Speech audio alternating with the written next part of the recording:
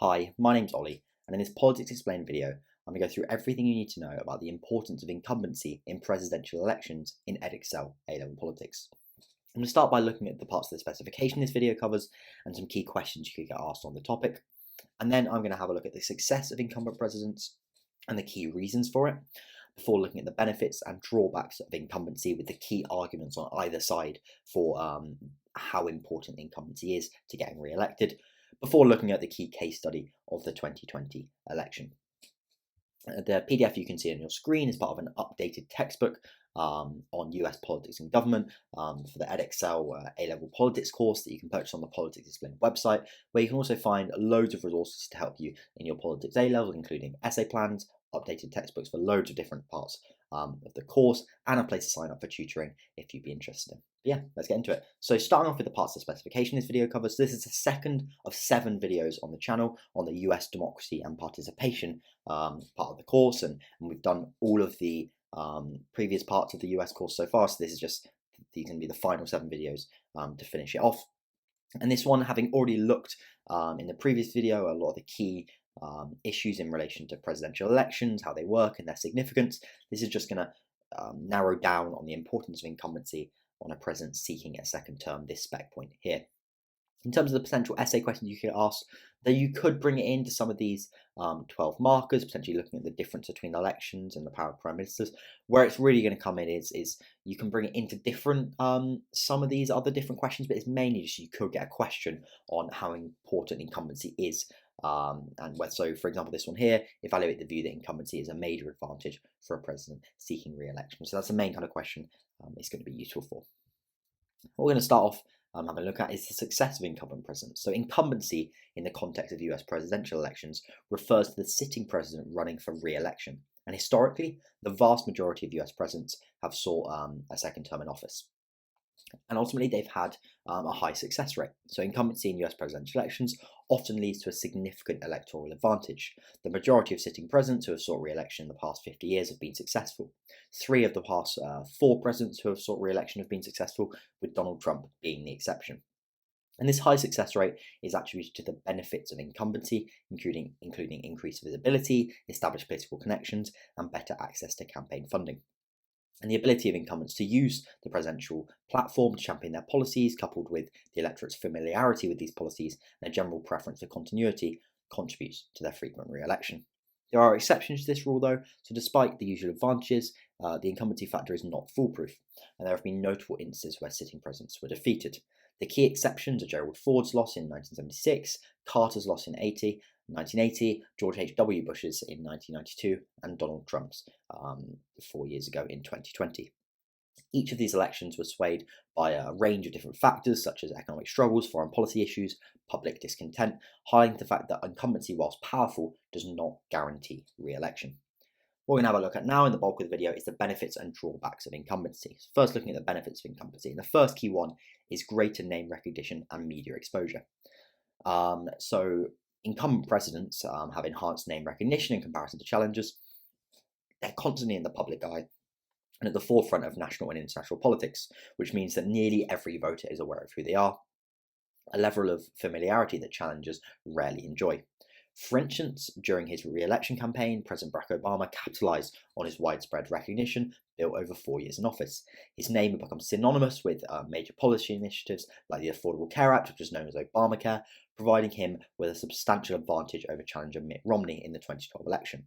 This helped him maintain a base of support and connect with undecided voters who were already accustomed to his leadership style and policy agenda. The media exposure that comes with the presidency is another critical advantage. Incumbents are regularly featured in news reports, interviews, and other media coverage across their presidency, both for their actions as head of state and as candidates. This constant presence in the media can significantly influence public perception and voter opinion. So, for example, during his re-election campaign, President George W. Bush benefited immensely from media exposure. His leadership during the post-9/11 era included the initiation of the War on Terror and kept him prominently in the public eye. And this exposure allowed him to craft a narrative around his presidency that emphasized national security and leadership in times of crisis, which played a pivotal role in his victory over John Kerry, who was much less well known in the 2004 election. Incumbents also have much greater fundraising ability and a campaign machine. So a critical advantage for incumbent presidents is their enhanced ability to raise funds for their campaigns. The prestige of the presidency, combined with established connections to wealthy donors and influential political action committees, often results in a substantial financial advantage. For example, during his 2012 re-election campaign, Obama was able to leverage his incumbency to amass a formidable war chest and raised over $700 million, significantly outraising Romney. This financial power allowed Obama to have a far-reaching campaign, with extensive advertising and ground operations, which played a crucial role in securing his re-election. Biden's fiery 2024 State of the Union address resulted in a significant uptick in individual donations to his 2024 presidential campaign, and his impressive performance seemed to convince many that he was up to the job of a second term in office in the context of his mental capabilities being questioned. Incumbent presidents also benefit from an established network of political allies, party members, and grassroots supporters, which can draw on previous experience of winning an election 4 years ago. This network can be a powerful tool for campaign support, voter outreach, and strategic planning. Obama's re-election campaign in 2012 exemplifies the effective use of an established network. Having built a formidable network during his first term, comprising influential party figures, major donors, and a dedicated progressive grassroots base, Obama was able to harness this support for a strategic and well-coordinated campaign. This network was particularly effective in mobilizing young volunteers and young voters for door-to-door canvassing and phone banking, contributing significantly to his victory by boosting voter turnout in crucial states. They can also kind of draw on their track record and use of office. So a significant advantage is their established track record. Being in office allows them to showcase concrete achievements, policy successes that can be presented as evidence of their effective leadership and reasons for them to be re-elected. During 2012, Obama was able to highlight his administration's achievements, such as the passage of Obamacare, the recovery from the 2008 financial crisis, and the operation that led to the elimination of Osama bin Laden. These accomplishments were pivotal in framing his presidency as one of decisive action and positive change, strengthening his appeal to voters and providing a stark contrast to the promises of challengers who had yet to prove themselves in a presidential capacity, in this case Romney. Incumbent presidents had the unique advantage also of using their power of their office to reach out and gain popularity among specific voter groups. Through targeted policies, public addresses, and symbolic gestures, they can appeal directly to segments of the electorate that they need to win re-election. So Obama, during his time in office, undertook various initiatives that resonated strongly with key demographics. He addressed issues important to younger voters like student loan reform and healthcare accessibility with Obamacare, and championed immigration reform, which appealed to Hispanic and immigrant communities. Additionally, his support for marriage equality and LGBT rights helped to solidify his standing with progressive and liberal voters. And by addressing concerns and aspirations with all of these specific groups, he was able to cultivate a broad coalition of support, which was instrumental in his re-election success. And finally, a key advantage of incumbents is there's no primary challenge. So one of the often understated yet significant advantages is that they don't have to go through a primary challenge, which takes significant time and can really damage their party and the president. Or well, as ultimately the challenger, can damage their candidacy. Not having to contend with a primary opponent allows the incumbent to conserve resources and maintain a perception of party unity with the public.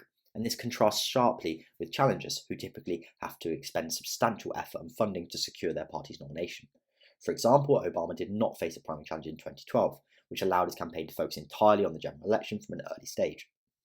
And this strategic advantage enabled Obama's campaign team to concentrate on building a robust general election strategy, targeting key swing states and refining their message to appeal to the broader electorate. In contrast, Romney had to navigate a contentious and resource-draining primary process, which not only delayed his ability to focus on the general election, but also forced him to spend significant sums of money on primary battles, potentially weakening his position in the subsequent general election campaign. In the 2024 presidential election, Nikki Haley, though she was unsuccessful in the primary against Donald Trump had to, as a challenger, kind of go through a lengthy primary process in which Haley promoted an alternative vision and effectively criticised Trump in a number of ways, and that could potentially result in the likelihood that Biden will be re-elected as president because Trump's been damaged. A key section of Republican voters have potentially realised that they don't want to vote for Trump due to Nikki Haley's challenge. On the other hand, it's not kind of incumbency isn't uniformly beneficial, there are also drawbacks of incumbency. Firstly, there's a scrutiny of a president's record. So whilst a president's record can be beneficial because they can point to achievements, also be a range of failures in their record. So a major drawback of incumbency is the intense public scrutiny of their record, and every decision, policy, and outcome from their tenure as president so far is closely examined and often criticised by opponents, media, and the public. And this can turn even well-intentioned decisions into points of contention. So President George H.W. Bush faced significant criticism during his 1992 re-election campaign for reneging on his famous no new taxes pledge. Despite this decision being a response to the economic circumstances at the time and changes since his first election, it became a focal point of criticism, contributing to a narrative of broken promises and leading to a loss of trust among voters. This intense focus on his record was a key factor in his eventual defeat to Bill Clinton, and such scrutiny underlines the challenges for incumbents, that every action while in office becomes a potential subject for debate and criticism, which can often overshadow their achievements and erode public support. Further, it can be argued that incumbents don't have an advantage, as voters desire change and can blame incumbents for current events. After years in office, even well-performing presidents can face a public that is eager for new ideas and fresh faces. And this can be particularly strong if there's a sense of policy fatigue or disillusionment with the status quo. For example, President Carter in the 1980 election faced a strong public sentiment for change amidst economic struggles and the Iran hostage crisis. His presidency, although marked by efforts towards energy reform and peace in the Middle East, was overshadowed by these crises, many of which were out of his control, leading to Reagan's victory on a platform promising a new direction for America. Incumbents often bear the brunt of blame for contemporary issues, whether or not they're responsible directly for them. This association with national problems can be a significant hurdle in their re-election efforts. And a recent example is Trump in the 2020 election. His administration's handling of the COVID-19 pandemic became a central issue. Despite various factors contributing to the pandemic's impact, as the incumbent, Trump faced intense criticism over the federal response, which played a substantial role in shaping public opinion and him losing the 2020 presidential election. This demonstrates how incumbents can become focal points for dissatisfaction during times of crisis, with their actions or perceived inactions influencing voters' beliefs. And finally, incumbents can have less momentum than challengers. One notable drawback of incumbency is the potential for less campaign momentum compared to challengers. Incumbents, particularly those who do not face a substantial primary challenge within their own party, may find it challenging to generate the same level of excitement and engagement as their challenger counterparts. Primary contests though they can damage candidates, can serve as a testing ground for them, allowing them to build grassroots support, refine their campaign messaging, and energise their base. By contrast, incumbents who secure their party's nomination without significant opposition may lack the same opportunities to mobilise their supporters and their party early in the election cycle. For example, Biden won the presidency in 2020 in large part because of his ability to turn out his base and convince them that unseating Trump was very important. Biden received the most votes of any presidential candidate in history in defeating Trump, and Trump received the second most votes of any presidential candidate in history, showing the importance of Biden turning out his own base rather than convincing voters from Trump's side. Okay, they're the key reasons on the side. What we're going to have a look at now is a really key case study of 2020. So in the 2020 US presidential election, Biden defeated incumbent Trump by 306 electoral votes to Trump's 232. The 2020 election witnessed the highest voter turnout in over a century, and this was driven by strong feelings about the candidates, concerns about the pandemic, and widespread use of mail-in ballots and early voting due to the pandemic. Both candidates received more votes than any previous presidential candidates in US history. So Biden set a record with over 81 million votes, about 51.3% of the popular vote, while Trump received over 74 million votes. Key reasons for the results were Biden's ability to mobilize the Democrat base. So he was significantly aided by this ability, including key segments of the Democratic base, such as black voters, suburban voters, and young voters, marking a significant contrast to Hillary Clinton's campaign in 2016, where there was significantly less turnout. Biden's success among black voters was important in him winning key states, which Clinton had failed to win in 2016, in particular Michigan and Georgia. This has been attributed to his reputation as vice president under Obama and the Black Lives Matter movement in 2020. In Michigan, where Trump narrowly won in 2016, Biden reversed the trend, partly due to increased turnout in predominantly black areas like Detroit. And in Georgia, a state that hadn't voted Democrat since 1992, the surge in black voter participation, especially in places like Fulton County and the Atlanta metro area was instrumental in Biden's narrow victory. His share of the black vote was substantially higher than Clinton's in 2016. For example, in Georgia, Biden won approximately 88% of the black vote compared to Clinton's 83%. This increase, though of course seemingly small, was crucial in tight races, and these kind of really key swing states are really important to who eventually wins the election. Biden was also very successful among blue-collar voters in key swing states in the Rust Belt and Southwest. So Biden's greater success than Clinton in these key regions was pivotal to his election victory. In the Rust Belt, states like Michigan, Wisconsin, and Pennsylvania, which had narrowly swung in favor of Trump in 2016, were key to his victory. These states have a significant working class population, historically a Democratic stronghold, that shifted towards Trump because of Trump's ability to pick up many working class white voters. Biden, with his kind of roots in Pennsylvania and a campaign focused on rebuilding the middle class, managed to regain ground. In Wisconsin, he won by about 20,000 votes, a state Clinton lost by nearly the same margin.